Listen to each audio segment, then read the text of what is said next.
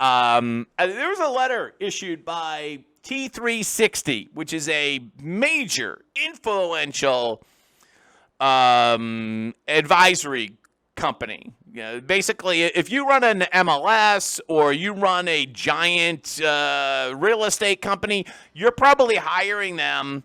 Or if you run a association of realtors, you're probably hiring them to get strategic advice on the real estate business. And as some of you might know, here in Massachusetts, just recently, there was a settlement which hasn't gone into effect yet. If I count the days correctly, it probably won't go into effect until November-ish, assuming that there's no objection to the settlement. If everything goes perfectly smooth, I don't think it actually goes into effect until at least like Thanksgiving.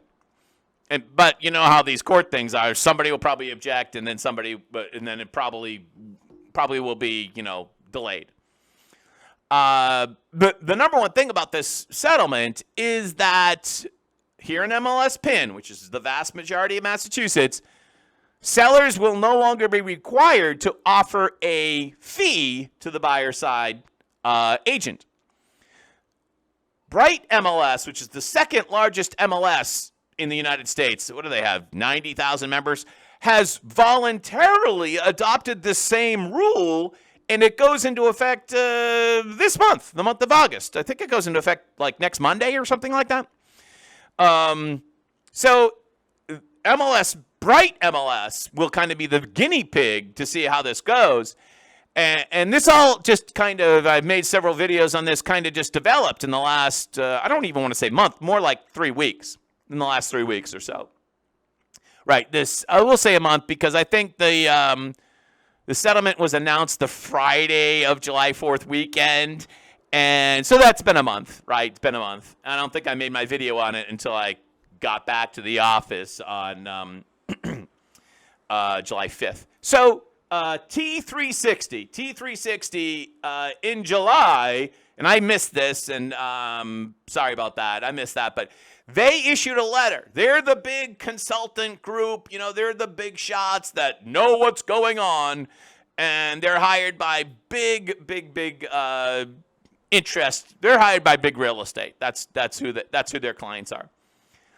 Industry colleagues, they issued this open letter. The intense legal and regulatory scrutiny on the residential real estate market, in which buyers brokers receive compensation directly from listing brokers via the MLS mediated cooperation agreement, has hit a critical point. And then they mentioned the the Massachusetts PIN, the MLS PIN case. Decoupling buyer broker compensation from the listing broker compensation to some degree will most likely occur sooner than later. And they wrote this letter, I think, before Bright MLS announced their change. In fact, it wouldn't surprise, I don't know this for a fact, but it wouldn't surprise me that Bright MLS actually hires these people to give them strategic advice, right? That's what I'm thinking. I don't know that. I just total speculate, but it wouldn't surprise me if somehow that thinking, filtered down to Bright MLS.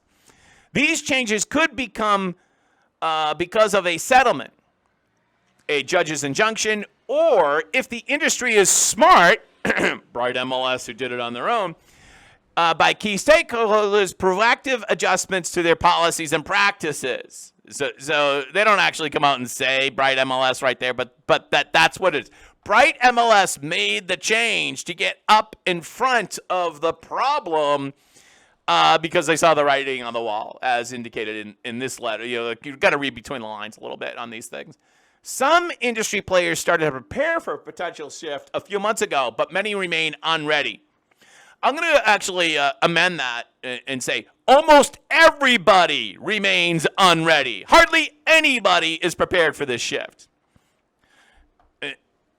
Including, I would even admit me. I'm just a small fry. I'm not a member of the Realtor Association. I am a member of MLS PIN. I'm a subscriber, but I'm not an owner. And I don't know where this is going. Anybody who says there's an expert, they're high. All right.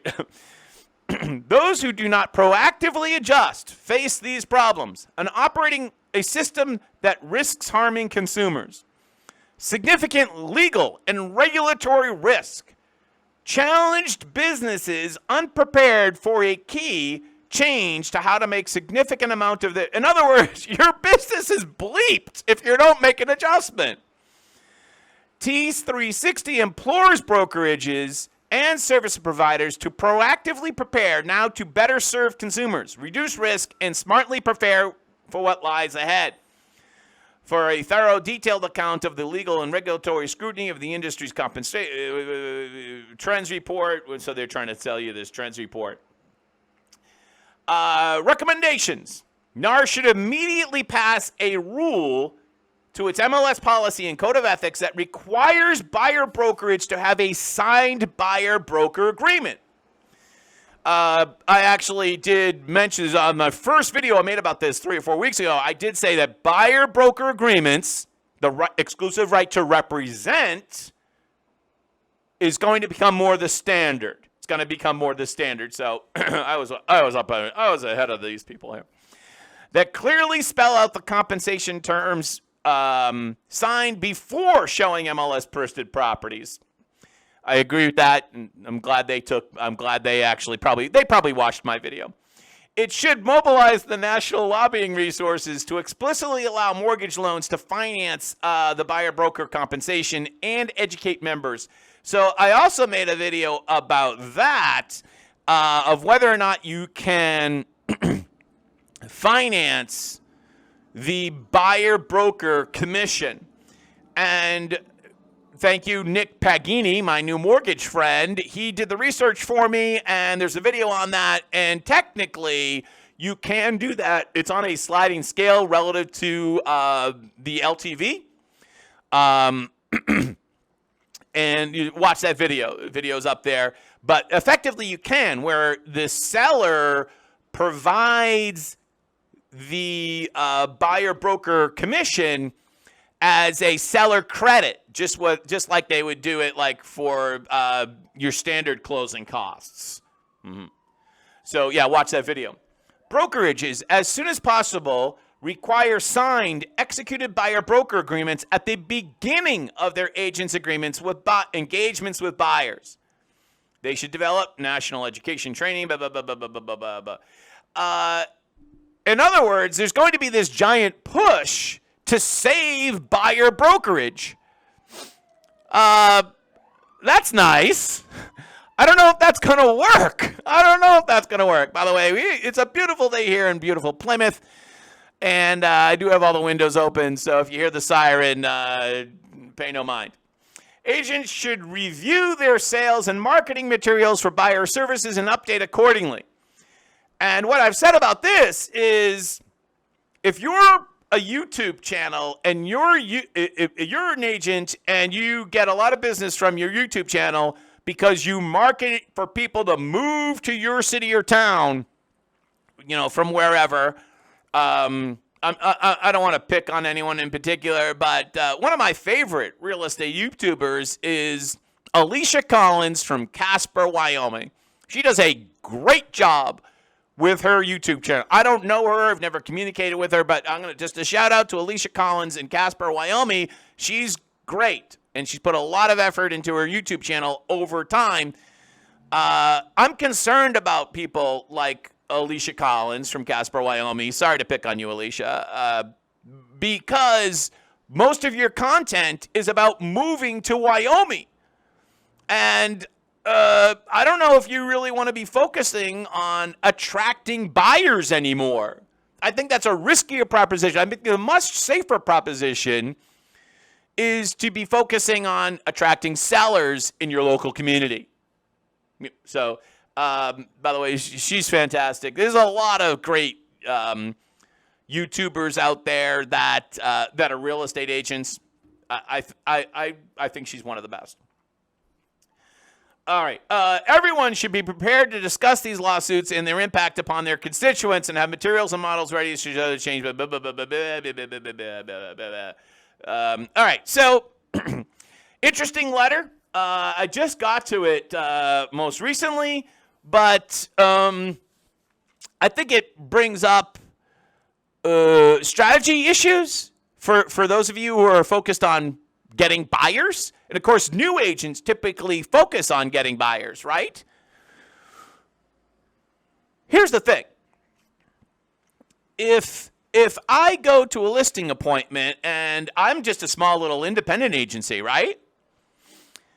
But I own the agent, I don't have to send a royalty to Century 21 or Better Homes and Garden or anything like that, right? I just run it myself. And I can sit down at someone's kitchen table and I can say, we're not going to offer a buyer side commission. And I'll list your house for 2%. I'll make sure we get plenty of buyers because all of the information is flat. It's democratized. It's out there already via the syndication of the MLS. So buyers will find out about the open houses and will be able to request showings directly from me. And I really work this hard. I'm just not going to put a lawn sign. I'm going to have like 4 open houses and I'm going to have extended showings in the week. I am going to work this so plenty of people see the property, and buyers are going to have to come directly to me, and I'll do all of this for 2%. And if the buyer comes with an agent, that's fine. The buyer's going to have to pay their own agent.